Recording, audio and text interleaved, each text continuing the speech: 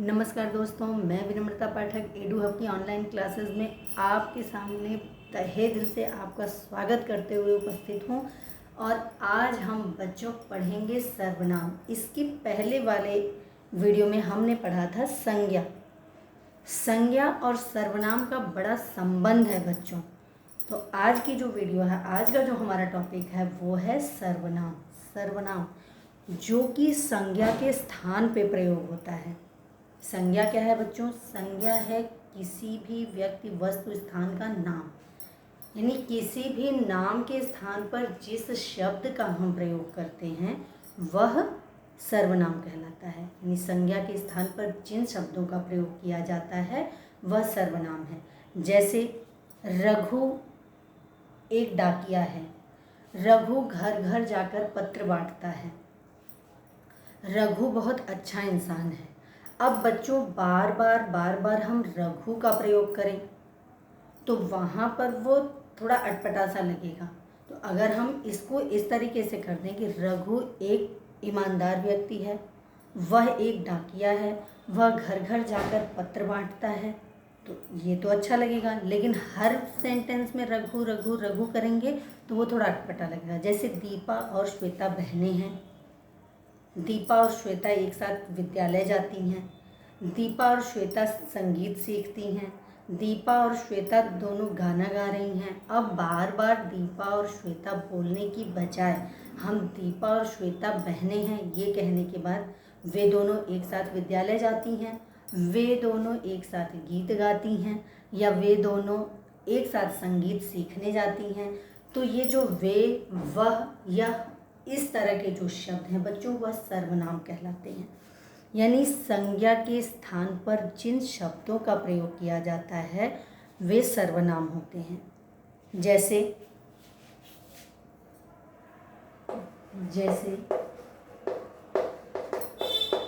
वह, वे सब, वह लोग इत्यादि। इस तरह के जो शब्द हैं बच्चों वह सर्वनाम कहलाते हैं। सर्वनाम के बच्चों 6 भेद होते हैं। पुरुषवाचक सर्वनाम, निश्चयवाचक सर्वनाम, अनिश्चयवाचक सर्वनाम, निजवाचक सर्वनाम, संबंधवाचक सर्वनाम और प्रश्नवाचक सर्वनाम। निश्चयवाचक, अनिश्चयवाचक, निजवाचक, संबंधवाचक, प्रश्नवाचक और पुरुषवाचक सर्वनाम। पुरुषवाचक सर्वनाम क्या है बच्चों? इसकी परिभाषा और एग्जाम्पल भी मैं दूंगी। पहले आप साधारण तौर पे सरसरी निगाह एक बार मारिए इस पे। तो पुरुषवाचक सर्वनाम क्या है? पुरुषवाचक सर्वनाम बच्चों वह होता है जहाँ पर कर्ता, कार्य का प्रभाव जिस पर पड़े वो, और जिससे कार्य हो रहा है जिसके माध्यम से, ये तीनों चीज़ें आती हैं। यानी वक्ता, श्रोता और विषय। वक्ता, श्रोता और विषय। इस समय मैं वक्ता हूँ, आप श्रोता हो और सर्वनाम के बारे में बात हो रही हो तो वह विषय है। यानी जहाँ पर हम 3 रूपों में उत्तम पुरुष, मध्यम पुरुष और अन्य पुरुष के स्तर पर बातें करते हैं। उत्तम पुरुष वक्ता हो गया जो कि आपको बात को बता रहा है, समझा रहा है या पढ़ा रहा है। इस समय उत्तम पुरुष की श्रेणी में मैं आ रही हूँ। मध्यम पुरुष की श्रेणी में आप आ रहे हैं जो कि हमारे वीडियो को देख रहे हैं और सुन रहे हैं, समझ रहे हैं। अन्य पुरुष हो गया आपका जो सब्जेक्ट चल रहा है, टॉपिक चल रहा है, वह सर्वनाम। तो जहाँ पर 3 श्रेणियों में बातें हो रही हैं वह पुरुषवाचक सर्वनाम कहलाता है। जैसे जिस सर्वनाम का प्रयोग व्यक्ति या पुरुष के स्थान पर किया जाता है वह पुरुषवाचक सर्वनाम होता है। जैसे अब मैं, हम, तुम लोग, वे सब, ये सारी चीज़ें जहाँ पर आती हैं वहाँ पुरुषवाचक सर्वनाम होता है। अगला है निश्चयवाचक। किसी भी चीज़ के लिए पूरी तरह से आप निश्चय कर लो कि हाँ ये है, इस तरह का जहाँ पर आता है बात वह निश्चयवाचक होता है। अनिश्चयवाचक, थोड़ी शंका में जब बात होती है तो वह अनिश्चयवाचक होता है। निजवाचक है स्वयं के लिए, जैसे कि मैं अपने आप ये काम कर लूँगा, मैं स्वयं चला जाऊँगा, इस तरह की बातें जहाँ आती हैं वह निजवाचक होता है। संबंधवाचक, जहाँ पर किसी प्रकार का किसी के साथ संबंध बताया जाए, का के की का प्रयोग किया जाए, वहाँ संबंध। व प्रश्नवाचक, जहाँ पर किसी भी तरह के प्रश्नावली, मतलब किसी से कुछ पूछा जाए, पूछने की बात जहाँ पर आती है वह प्रश्नवाचक सर्वनाम कहलाता है। तो आइए बच्चों, परिभाषा और उदाहरण के साथ हम एक एक की डिटेल जानते हैं और समझते हैं कि ये है क्या। बच्चों, पहला है आपका पुरुषवाचक सर्वनाम। पुरुषवाचक की परिभाषा क्या है बेटा?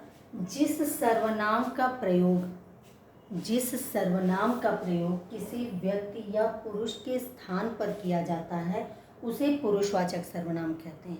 यानी किसी व्यक्ति या पुरुष के स्थान पर अगर किसी सर्वनाम का वह, वे, मैं, आप, इस तरह का जो प्रयोग होता है वह पुरुषवाचक सर्वनाम कहलाता है। जैसे मैं, हम, तुम, आप, वह, वे आदि। इसके बच्चों तीन भेद हैं। पहला है उत्तम पुरुष, दूसरा है मध्यम पुरुष और तीसरा है बच्चों अन्य पुरुष। उत्तम पुरुष, मध्यम पुरुष और अन्य पुरुष। उत्तम पुरुष क्या होता है कि जहाँ पर बोलने वाला, यानी सर्वनाम का वह प्रयोग, सर्वनाम शब्द के वे प्रयोग जो बोलने वाले के लिए किए जाते हैं, सर्वनाम के वे शब्द जो बोलने वाले के लिए प्रयोग किए जाते हैं वह उत्तम पुरुष के अंतर्गत आता है। जैसे मैं, हम, मेरा, अपने आप, अपने के लिए जब इस तरह के शब्द प्रयोग होते हैं, यानी किसी भी पाठ्यक्रम को बताने वाला पुरुष के माध्यम से, जैसे जो बात कर रहा है, बता रहा है, जो वक्ता है, जो किसी अन्य के बारे में बात सुनने वाले के लिए कर रहा है, वह उत्तम पुरुष हो गया। मध्यम पुरुष क्या है, इसकी आइए परिभाषा लिखते हैं हम। इसकी परिभाषा क्या है बच्चों कि बोलने वाला या लिखने वाला व्यक्ति, यानी जो व्यक्ति बता रहा है या लिख रहा है, बोलने वाला या लिखने वाला व्यक्ति जिस सर्वनाम शब्द का प्रयोग अपने लिए करता है वह पुरुषवाचक सर्वनाम के अंतर्गत आता है। जैसे मैं, मेरा, हम, हमारा, हमें, मुझे, मुझको आदि।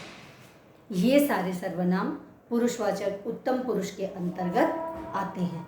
पुरुषवाचक सर्वनाम में आते हैं। पुरुषवाचक सर्वनाम के तीन भेद हैं बच्चों। तो उत्तम पुरुष के अंतर्गत वे शब्द आते हैं जहाँ बोलने वाला या लिखने वाला अपने लिए जिन सर्वनाम शब्दों का प्रयोग करता है वह उत्तम पुरुष के अंतर्गत आता है। अगला है बच्चों मध्यम पुरुष। मध्यम पुरुष क्या है? मध्यम पुरुष के अंतर्गत कौन कौन से सर्वनाम आते हैं? सुनने वाला या देखने वाला, यानी जो बोलने वाला है, लिखने वाला व्यक्ति जो सुनने वाले के लिए जिन शब्दों का प्रयोग करता है वह मध्यम पुरुष सर्वनाम के अंतर्गत आता है। बोलने वाला या लिखने वाला। देखिए दूसरा है आपका मध्यम पुरुष। मध्यम पुरुष तो बोलने वाला या लिखने वाला, बोलने वाला या लिखने वाला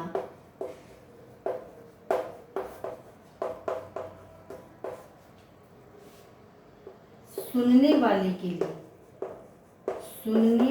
के लिए जिन शब्दों का या जिन सर्वनाम शब्दों का प्रयोग करता है, जिन सर्वनाम शब्दों का प्रयोग करता है, शब्दों का प्रयोग करता है वे मध्यम पुरुष कहलाते हैं। मध्यम पुरुष सर्वनाम कहलाते हैं। अब जैसे बच्चों क्या होगा? मध्यम पुरुष सर्वनाम कहलाते हैं। जैसे तुम, आप, जैसे तुम, तुम्हें, तुम्हारे आदि। इस तरह के जो शब्द हैं बच्चों, आपके लिए, तुमने, तूने, मुझे, आपके लिए, इस तरह के जितने भी शब्द हैं, यानी तुम, आप, अर्थात जो बोलने वाला व्यक्ति है, जो लिखने वाला व्यक्ति है, जो समझाने वाला व्यक्ति है, वह सामने वाले को संबोधित करने के लिए किन किन शब्दों का प्रयोग करता है, जिन सर्वनाम शब्दों का वो प्रयोग करता है, वह आपके मध्यम पुरुष के अंतर्गत आते हैं। अब अगला क्या है बच्चों? अगला है आपका अन्य पुरुष। जैसा कि नाम से पता चल रहा है, अन्य पुरुष यानी जिसके बारे में बात हो रही है, अन्य पुरुष क्या है? तीसरा आपका है अन्य पुरुष। अन्य पुरुष बोलने वाला या लिखने वाला, जिसके बारे में बात कर रहा है, उसके लिए जिन शब्दों का प्रयोग करता है वह अन्य पुरुष के अंतर्गत आते हैं। बोलने वाला या लिखने वाला, बोलने वाला या लिखने वाला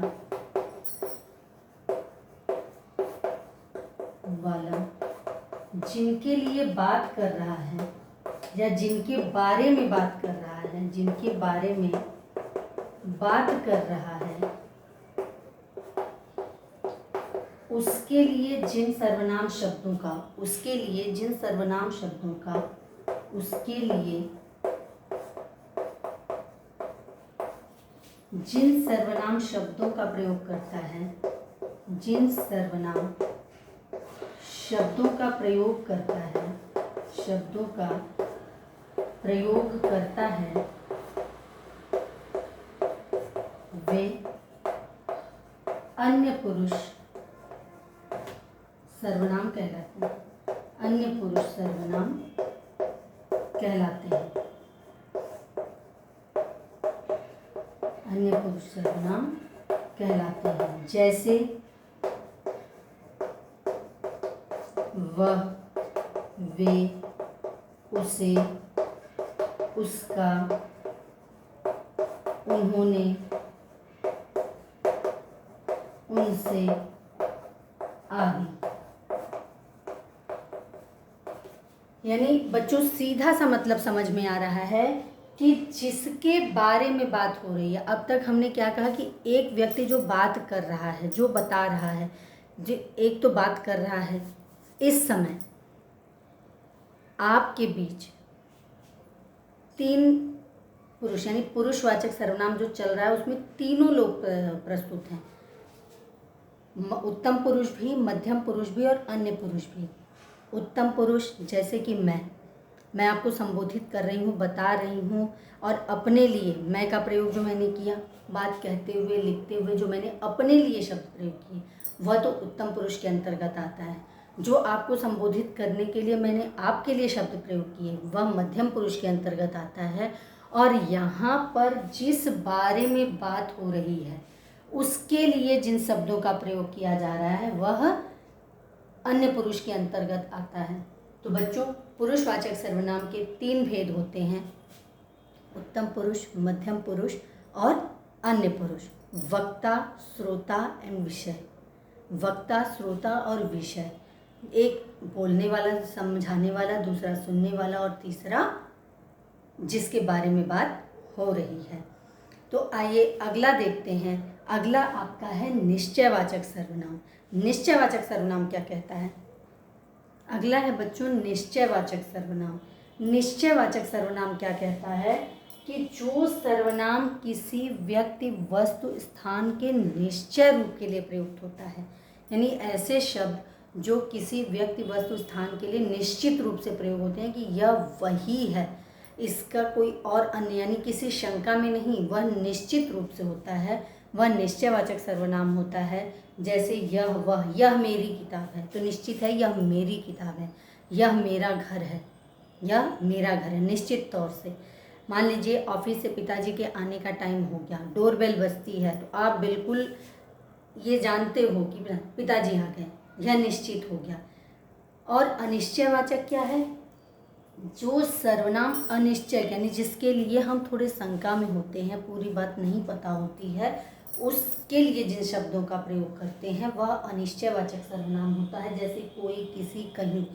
जैसा कि मैंने अभी आपको बताया कि आपके पिताजी के ऑफिस से आने का टाइम हुआ, डोरबेल बजी, तो आप तुरंत ये कहते हो कि पिताजी आ गए। लेकिन आप घर में बैठे हो, अचानक से डोरबेल बजती है, तो आपस में जब बात होती है, अरे कौन आया होगा कोई, ये अनिश्चयवाचक है। अगर शंका भी आपको होगी कि कौन है, तो भी आप एक बार क्लियर नहीं, निश्चित तौर पे नहीं कह सकते कि हाँ फला आदमी ही होगा। अचानक से आपकी नज़र पड़ी, कुछ गिरता हुआ नज़र आया, आप कहोगे कुछ गिरा है, यानी निश्चित नहीं हो, और आपके सामने कोई चीज़ गिरी तो आप कह सकते हो कि हाँ ये चीज़ गिरी है। तो जहाँ पर कुछ शंका में या अनिश्चय के रूप में प्रयोग होता है वह अनिश्चयवाचक सर्वनाम होता है। जहाँ पर जिसको हम जानते हैं, इस तरह के शब्द के लिए जो सर्वनाम शब्द प्रयोग होते हैं वह निश्चयवाचक होते हैं। अगला है बच्चों आपका निजवाचक सर्वनाम। निजवाचक सर्वनाम से क्या तात्पर्य है ये देखते हैं।